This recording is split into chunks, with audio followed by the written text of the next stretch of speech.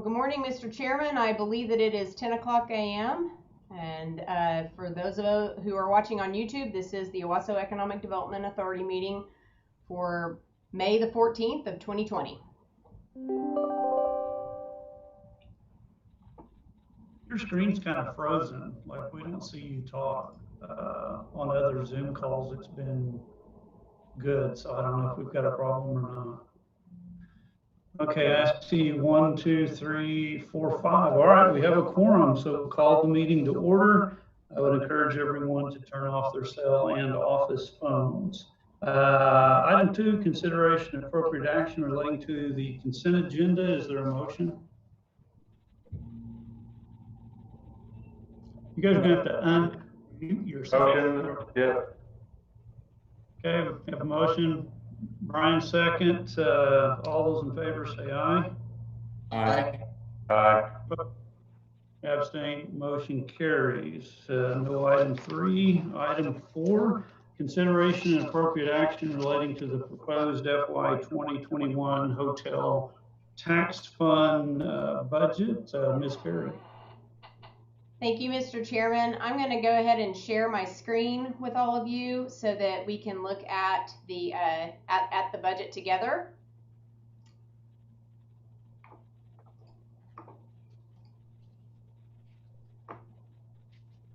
So you should be able to see the agenda right here. We'll go down to the budget pages, which start with the memo. It's catching up. I think it's, there we go. Okay, so this is the proposed hotel tax budget for this next year. Obviously, we're going to see a little bit of a decrease. Yep. You're finally there. All right. Do what? It finally caught up with you. We were back on page 2 of the agenda, but we're there now. Okay. Okay. Sorry, Nate was showing me how to expand the screen a little bit. Okay. So this is the proposed budget. Obviously, we're going to see a little bit of a decrease this year, but I think that I would like to invite Linda Jones into this conversation, our finance director, because they're the ones who have put all these numbers together, and she may have some comments, but if not, certainly it is open for you all to ask some questions.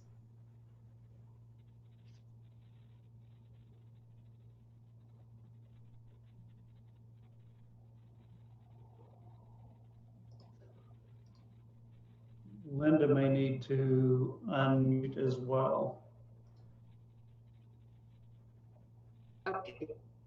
I find the button to unmute. Can you hear me now? Got you now, Linda. Okay. So we're tracking hotel tax revenues, as you would well expect, and we have budgeted them down 70% for a number of months, knowing that they're being impacted by the reduced travel and the other restrictions that we have. So it looks on here, we've reduced 20%, that's over the year, but in reality, we've adjusted for March, April, May, June, this fiscal year, and then I believe 3 more months next year. We don't know, of course, exactly how that will play out, but we're anticipating some impact there. It may go up and then go back down again, depending on how things transpire with the reopening. So I did hear that tournaments are going to start resuming, which bring people to town, and that significant people stay in their hotels that are involved in construction industry. So as you will see from here, fund balance is substantial. We have significant cushion if it is worse than what we built in. So as you can see on the expenditure side, Chelsea will get into the next page, which gets into more detail on how she's proposing to spend the funds that be budgeted, being recommended for budget. So I'd be happy to answer your questions at this time. Linda, the memo says that the budgeted amount is only 5.5% less than the current fiscal year's projected revenues. Is that accurate? That was calculated based on reducing projected revenue for March, April, May, June. So with this year's projections being reduced for 4 months and next year's being reduced by 3 months, then when you start looking at what we estimate for this year to what we're recommending for next year, then it's not showing as much decrease as reality. And so if you look then at the schedule and the schedule on the next page, which compares a budget to budget, then it's showing the larger increase, which is more like 20% reduction. Okay, my concern is we're over budgeting. I've reached out to a number of our moteliers and asked them to compare their forecast for July of 20 to June of 21 to the same prior period. And so that prior period would include these bad months. And the most optimistic projection I've received is 20% decline, and most of them are forecasting 25 to 30. That even once we quote open up, there's going to be a bunch of us that conclude that traveling and staying in a motel is not the wisest course. So if we're only deducting 5.5% from the current fiscal year, I'm afraid we're off by a factor of 4 or 5 on the decline. But we're reducing the budget 20%. The memo says 5, that it's 5% decrease below the fiscal year 20 projected revenue.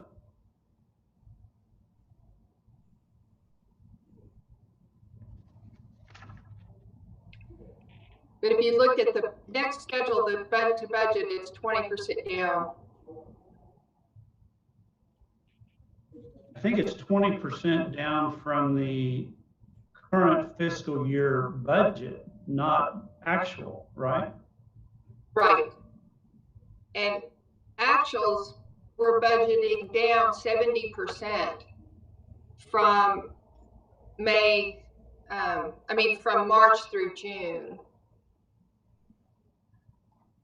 April through June. We were already reflecting actuals down in March and April. So when you're comparing those, you're looking at a year that's showing 4 months impacted already. So do you anticipate, how many more months than that do you anticipate next year will be? Because we've got 4 months impacted for FY20 already. I would say 12. I don't think there's going to be any month in the next fiscal year that is as good as the current fiscal year.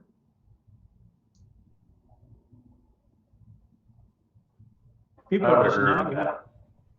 I mean, it's, yeah, I'm looking at the page 2 of this budget where you have PY, and I don't even know what that is. I assume it means fiscal year budget. Is that the original budget, that 288,000, or that's we've reduced it, that's our actual forecast? That's the budget. That's PY's prior year budget. Okay, so you're forecasting only a 20% reduction from the prior year's budget, not a 20% reduction from this year's actuals, which are going to be much worse than the budget. They're running 20% occupancy right now, 15 to 20% occupancy.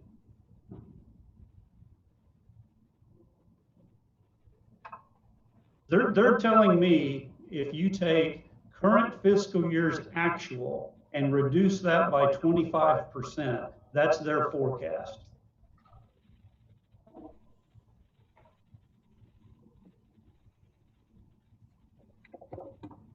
Sorry, they're trying to fix my video. I guess it's paused.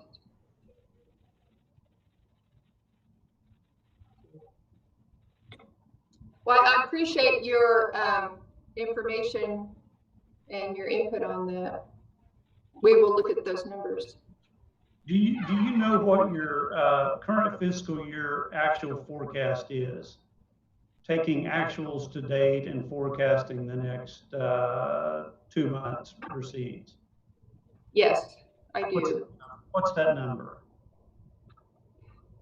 I have actuals through April and forecasted down by 70% for the remaining 2 months. That's 244,819. Okay, now we're on the same page. So this year's actuals are 244, and you're forecasting next year's at 231, which is a very modest decline from current actuals. So we took 70% decline for July, August, and September in building the number. And then I assume you forecasted the same for the other 9 months. And we did. Okay, they're telling me that's not going to happen. Of course, none of us know, but No. I think what we've learned since March the 8th is everything is taking longer than anybody would hope or forecast. So I just wanted to pass along, you can do what you want, but the people that are making a living doing this are telling me their forecast is 25% less. Okay. From those, What were those numbers? and Skip may have similar comments, but moteliers across the board are asking for significant relief, and the PPP program is not going to solve the problem. I agree with what you're saying completely, Dee. That's right on what I've heard. I have also had conversations, Linda and I have talked about this, and Linda knows that I've had conversations with our hoteliers as well. We did a survey that was specifically to our hoteliers that had 3 very simple questions on it, but basically to gauge what their projected loss would be for the next year, through the calendar year and then the next year. And they told me the same. It was really more around the 30% number is what they told me, and that's what I shared with Linda.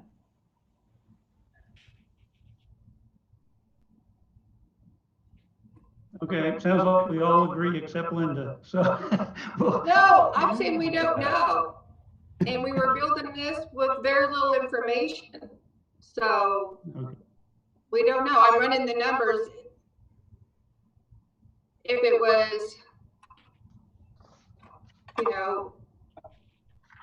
25% down whole year, that's 48,000 less.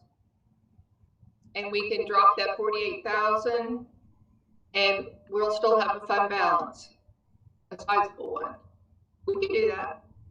yeah, so doing 75% of this year's forecasted actuals, you'd be at about 183. So yeah, Right, 183,614. Okay, that would make some sense to me.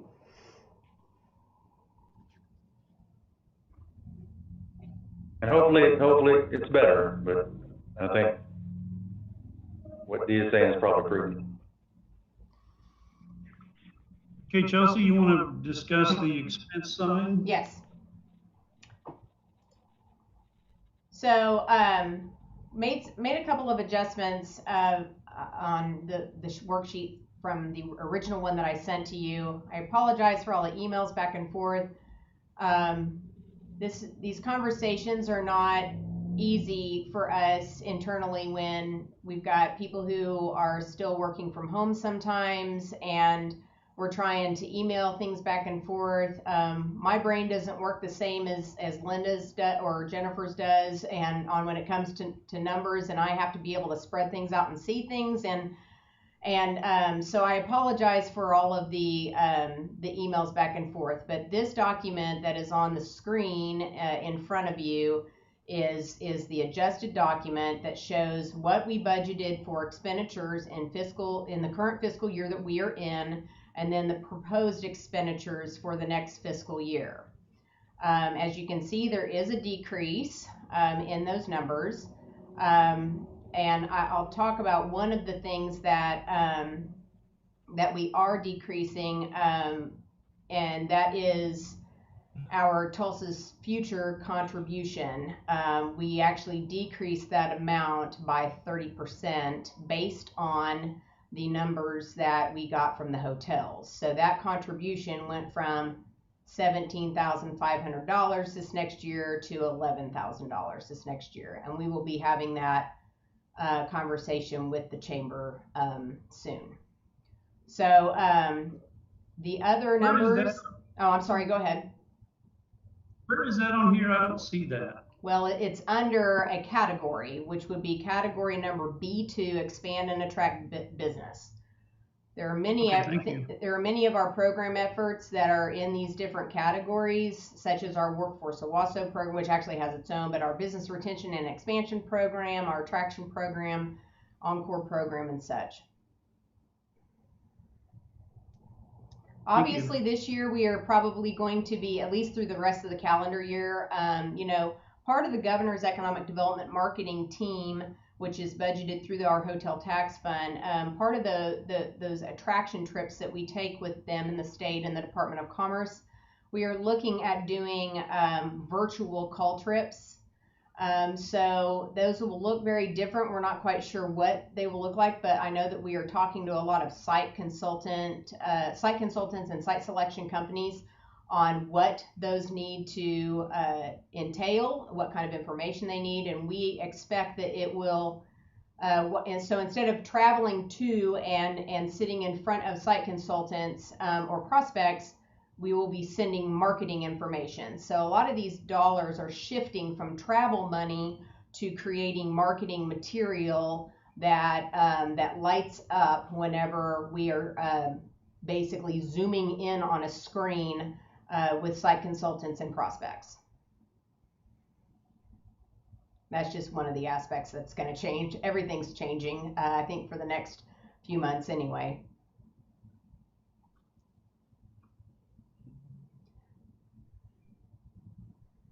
Any questions? Any of the trustees have questions of Chelsea? Just a clarification. So we proposed a budget revenue of $277,000, but we're only expending $146,000 of that. The revenue got changed to 183, Wendell. I'm just talking about kind of revenue. Originally, we were projecting that kind of revenue and only expenditures of 146,000. Correct. Okay, so now if we adjust the budget to 183, we're still spending only 146,000. Correct. So you're proposing that we adjust the revenue, which we really don't know what it's going to be, but we're still going to maintain this expenditure level.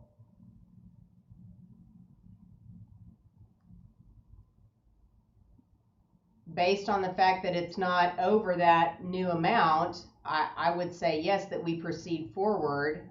We have made adjustments in our expenditures based on COVID-19 practices. We feel that we need to continue to adjust those dollars to spend on the marketing efforts like we had talked about, and also any efforts to support our existing businesses, which is most important right now.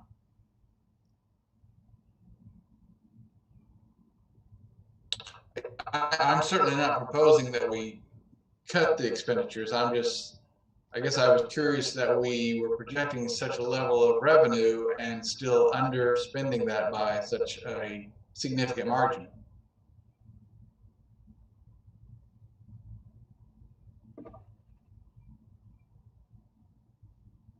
I believe that has been the case in order to build up a balance that's available to assist businesses in developing here. That is correct. This was probably before your time, Lyndall, but all of this money used to go into the fund for big projects. So we've come 180 degrees from all of it going into a fund to do projects like Macy's or a festival park or buying a downtown building and turning it into a parking lot to we're spending it all on operations. If the revenue forecasts are accurate, then we're only going to put $37,000 into a fund that was designed for big projects. And this highlights why I was opposed to this budget last year and the year before. We're just sinking tons of fixed cost into something that was never designed for that. I would be in favor of eliminating the intercity visit, the DC fly-in. I don't think we need to be flying anywhere. I was going to ask Chelsea what the advocacy expense is that we haven't had before.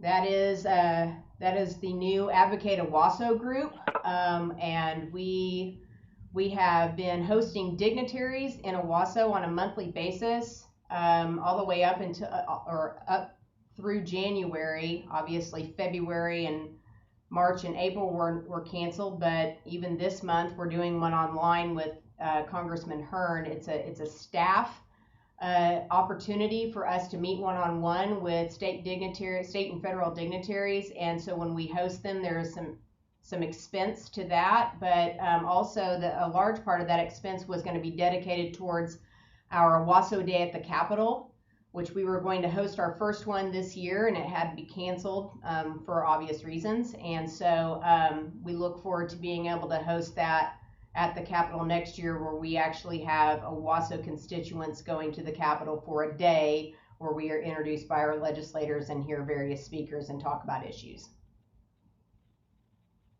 And what part of the Owasso Day would cost money, Chelsea? Feeding legislators and our constituents,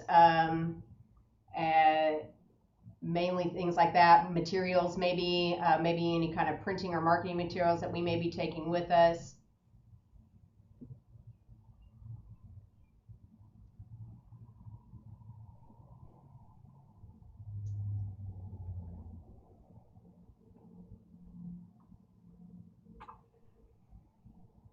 And I understand your concern with the low amount that will, the $37,000 as you talked about, that will go into the fund after expenses this year. But there is a large amount that is in the fund that, if a big project comes along this year, which I would argue that this year would not be the best year to be offering a lot of incentives for something brand new coming in when we have our own businesses that are hemorrhaging. But if something came along that was fantastic and we needed to offer an incentive, I believe that our fund balance is pretty sizable, that if it passed the incentives test, that it would be a good opportunity to use that for that.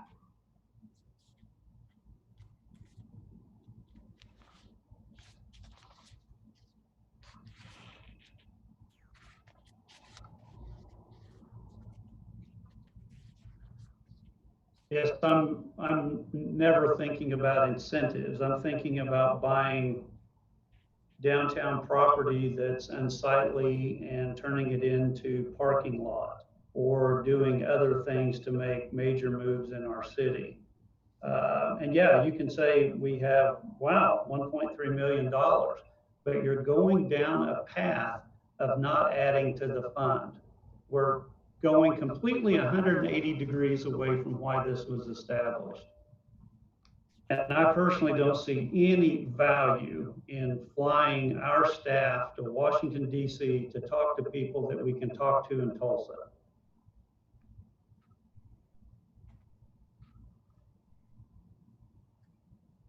but I've made that argument every year and I'm in the minority. So I'm just passing along. This is how the thought process changed. I mean, Lyndall was a perfect example. He's very knowledgeable about our city, does an excellent job, but his concern was we weren't spending all the money. And the concern used to be we're not going to spend any of it. I mean, we're full circle. I mean, just to clarify, I mean, I wasn't so concerned about that. I think we should do both. I think we need to keep adding to that fund balance for those kind of major improvements to the city. But I see a lot of the things on this list of expenditures that I think are positive and fall within the definition of economic development. Yeah, I hear you. I wasn't trying to mischaracterize you. I think, can everyone hear me? Because I just want to make sure that everyone can hear me. Yes. Yes. Okay, good. I think both parties have a good point. I think Dee's point is basically saying that, you know, I think the year under review 18, 17 is going to be 57% of the going to the fund, and then the next year 63, next year 48, and then this year it could be 16. Have we ever considered or thought about percentage of funds that need to be mandatory as far as what goes into the funds? I mean, I think that we might be able to meet both needs, because I do think there's some quality of life projects in here that help the city of Owasso, but I also do agree with Dee, if this program was created to fund or incentivize major projects, that maybe we do need to limit the dollar amount that's spent on personal services and other services. But again, you know, me being new, those are just things that I see that may help both sides. I know this year is going to be a little bit of an anomaly because, you know, if we get 16% contributed back to the funds, and I mean, traditionally in banking, if your expenses or your income is reduced by a certain dollar amount, you try to crunch those expenses by the same amount. It's sometimes not possible, but it's something that we always consider. Just thoughts.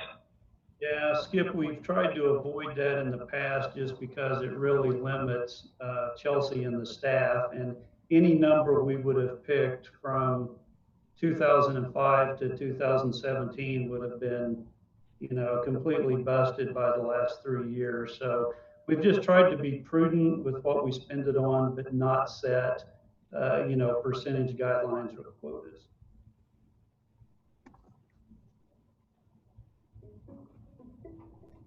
And I want to also, just as a reminder, you know, a lot of these amounts on this sheet that you see in front of you were put in there whenever we put together the strategic plan for specific projects that we are to carry out year by year. And, you know, some of the projects we've had to carry over from one year over to another because we didn't, the medical cluster expansion that you see on B1, that 13.5, we didn't spend any of that this year.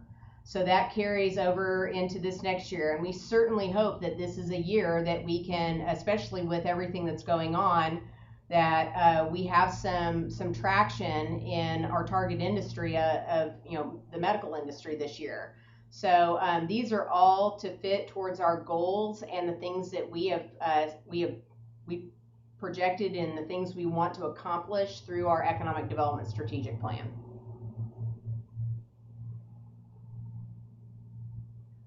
Chelsea, you used 2 words there that threw me for a loop. When you said carry over, that doesn't mean you can spend $27,000 in the next fiscal year. No, I didn't mean it that way, sir. I meant it that we didn't spend the 13.5, so we put the 13.5 in the budget for the next year. Okay, very good.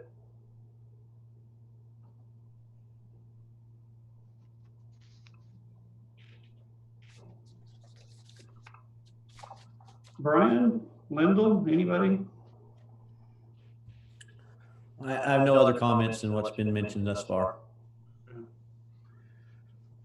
No, I'm sorry, go ahead, Lyndall. No, I'm good. No other comments. Okay. Does anybody want to make a motion to recommend as is or with any amendments? I make a Jeremy, motion. we had a happy discussion. Second, this is, yep. Okay, was that Brian motion and Skip a second? Did I hear that right? Yes. Correct. I didn't hear the motion. My audio cut out. Brian, your motion was to recommend as proposed, is that correct? Okay, he's nodding his head. So we have a motion to approve as recommended. I assume that's with the revenue projection revision. And Skip seconded that. Is there any discussion on that motion? All right, all in favor say aye. Aye. Any opposed? I'm opposed. Any abstentions? All right, motion carries. Thank you, Chelsea. Item 5, consideration of appropriate action relating to the proposed resolution for the annual operating budget. Also, Ms. Ferry. Thank you, Mr. Chairman. This is the annual budget that we bring before you every year. I'd like to ask if Ms. Jones has any additional comments about this before we move on. Put that on the screen there. Any comments about that, Linda? I go. Okay. Proposing the budget for this next year of $9,387 at the end of the fund balance. Do we have any questions of the trustees or from the trustees? What is the 5,000 other services that haven't been there in the previous years?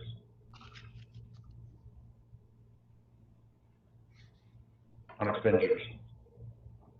It's just a contingency budget. We can do as we've always done and put it in there. We can take it out. If we took it out, we'd have to come back if there was some incidental that came through. There hasn't been in my tenure. Okay, thank you.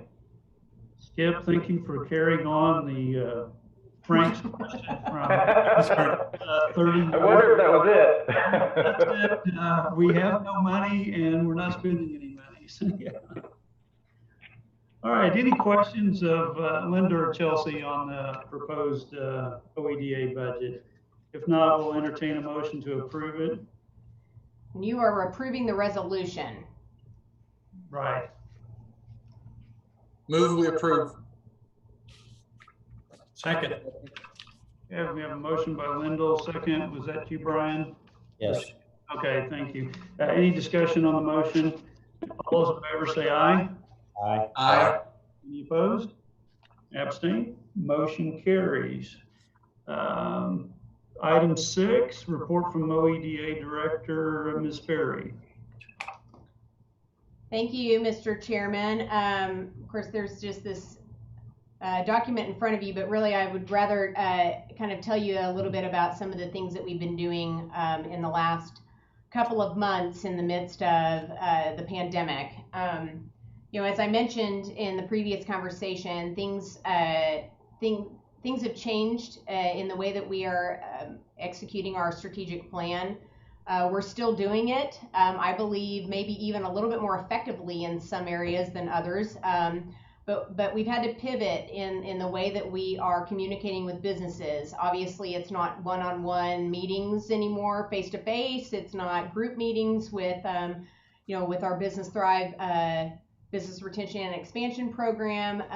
There are different ways that we are communicating with our businesses, but I'll say that since the dawn of COVID-19, this has I believe, broadened and increased the communication that we have with businesses. We have been able to obtain more business contact information in the last 2 months than we have in the last 2 years. And that's for the last 2 years, reaching out to businesses to try to get their emails and their phone numbers and things like that. In the last 2 months, we have been able to really fill in a lot of blanks on those businesses as far as their contact information, which has been great. because it's been one-on-one communication with a lot of them that for the first time they're saying, what's available, what can we do?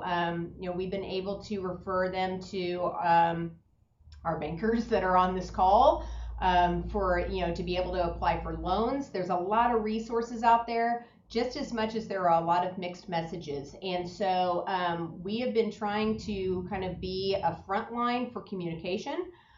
We have been sending out a weekly email to our businesses that is basically kind of an update on various subjects that may be very important at the time.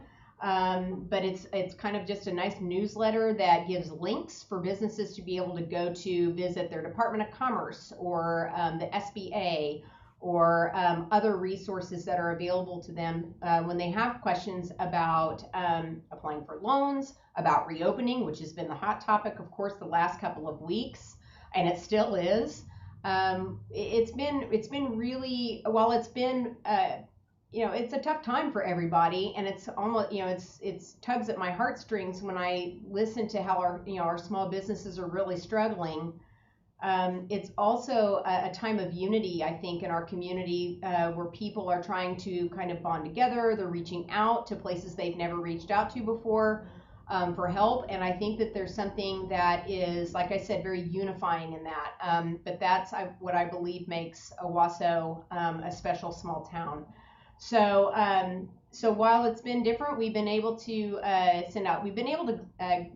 glean a lot of information from our businesses through data, because we've sent out several surveys, which has given us some good data points on where our businesses are. It's allowed us to follow up with businesses on specific needs that they have. We have reinstated our Business Thrive Roundtable meetings in a Zoom fashion with a phone call, and we're doing those weekly, and they're an hour long, and we had our first one on Tuesday, and although it was not hugely attended, the ones that attended it gave some really good information. And so we're going to, and just from that one, it was with our full service restaurants, we're going to start something that we're going to involve our local media and the chamber. I haven't talked to Gary about this yet, but it's something we're going to try to get everybody on board for. But we're going to start a Food Friday where we try to encourage everybody to post something on their social media about where they're eating in Owasso that day. Our restaurants say that they get so much traction from people that tag themselves at their restaurants, and I think that that's very interesting. And so whether you're carrying out and you tag that restaurant, or you actually are going to sit down at our in-dining facilities, they get a lot out of that. So that's just an example of some of the ways where we're trying to be innovative in a time of crisis, and hopefully give people, like the restaurant said the other day, give people some confidence that you can go to your businesses, you can patronize your businesses, which is absolutely what we want to do.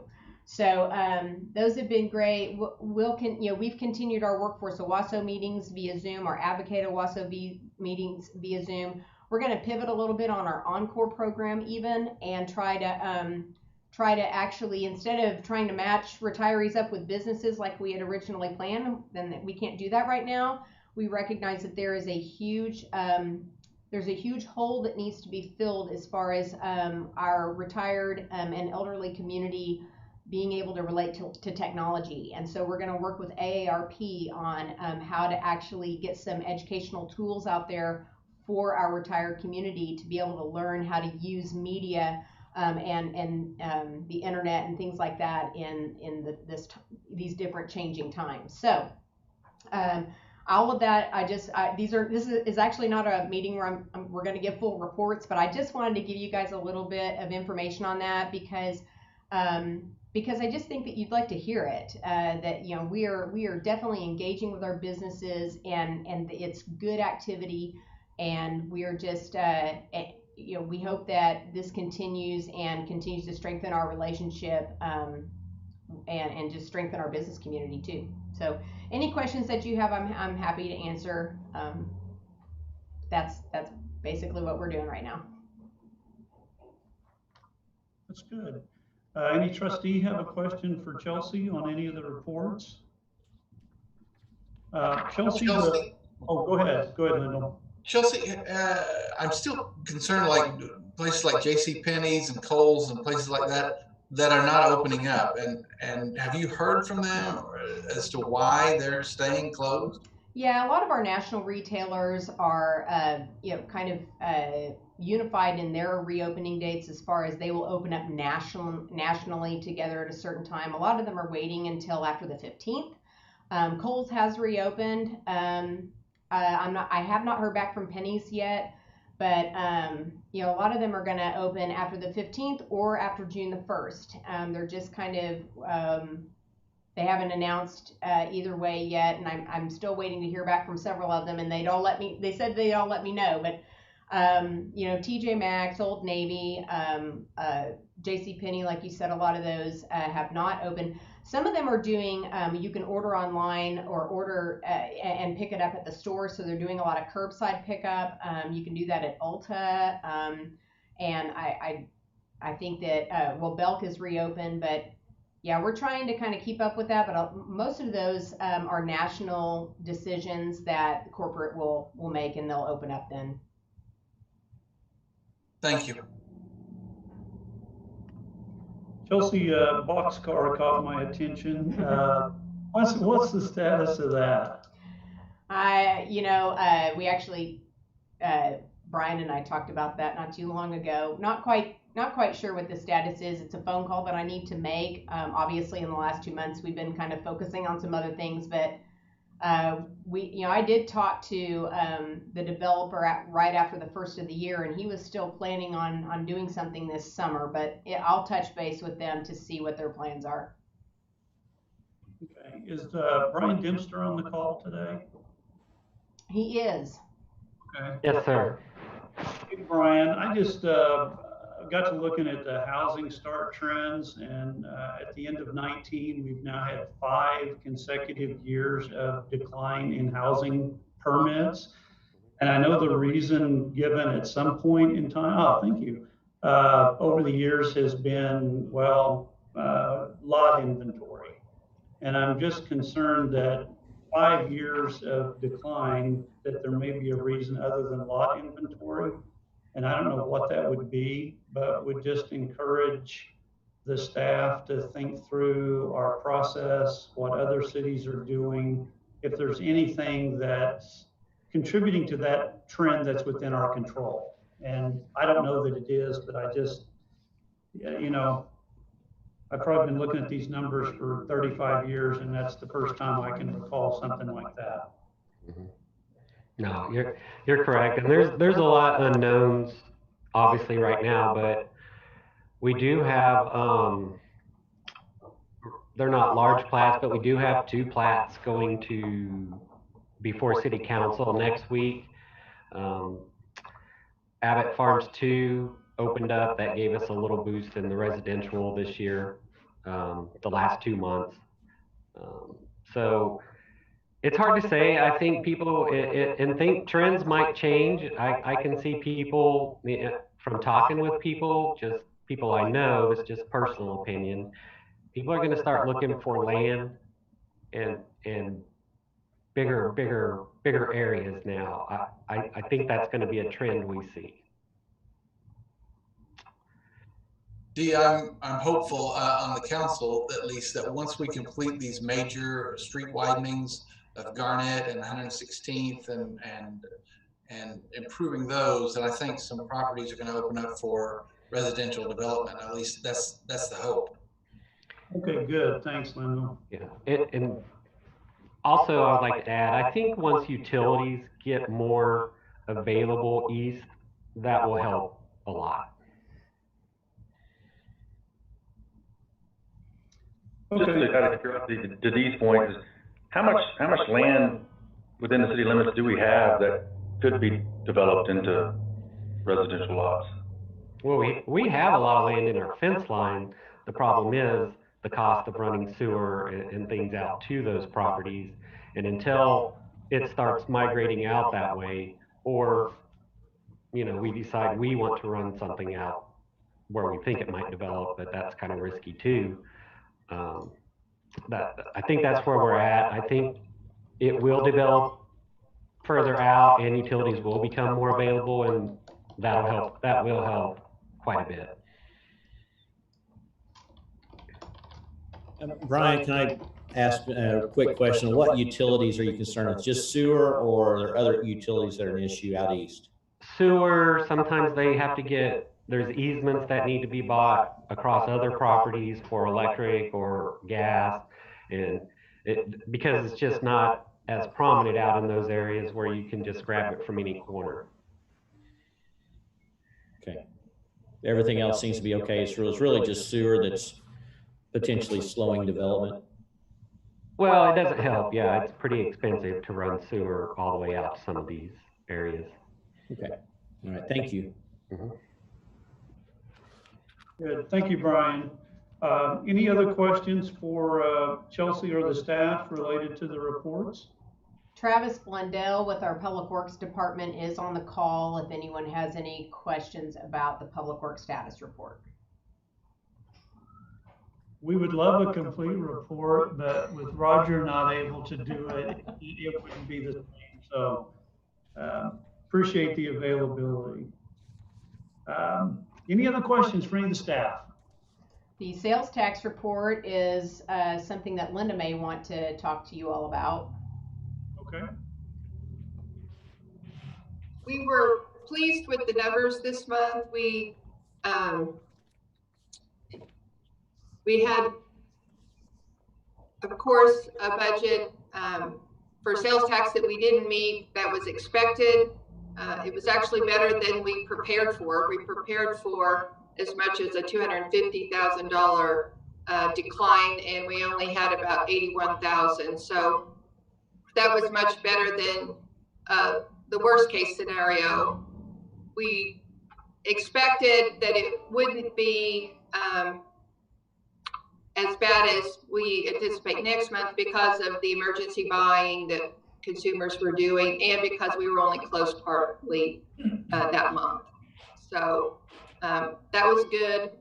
And if you look at use tax, we were actually about 64,000 above budget. So in combination, we weren't that far below budget in sales and use tax combined, but we did build the budget with an estimate for this next month of being down about $500,000 on sales tax. So we didn't pull that number out of the air. We looked at data and broken down the receipts by industry code and subcode. So we were looking at each industry separately, you know, some anticipating 70% decline, others with nothing, with these stores that weren't open. And in some cases, we estimated, you know, the stores that were selling groceries, that they would actually be up. So when we looked at all that data, industry by industry, we came back with an estimate of about $500,000 decline for the affected months. So we expect those numbers to not look as good next month when we bring them back to you. We still don't have the breakdown for this month. We won't have it till the 15th. So we'll be able to see more clearly how each industry was specifically impacted. And bear in mind that May's distribution to us reflects March's collections by the vendors. So that's why there's a significant lag, because by the time they report it to the state and the state gives it to us, there's roughly a 2-month delay. That's all I have. Linda, that's a question I was going to ask. Do the sales tax receipts run the calendar month, or is it like March 15 to April 15? It runs 15 to 15, 15th a month to 15th a month. But it is more complicated than that, because they'll report a half a month actual and they'll do an estimate for a half a month. And we can see tremendous swings based on that, because they may or may not anticipate accurately. So it, you know, we're subject to their estimates.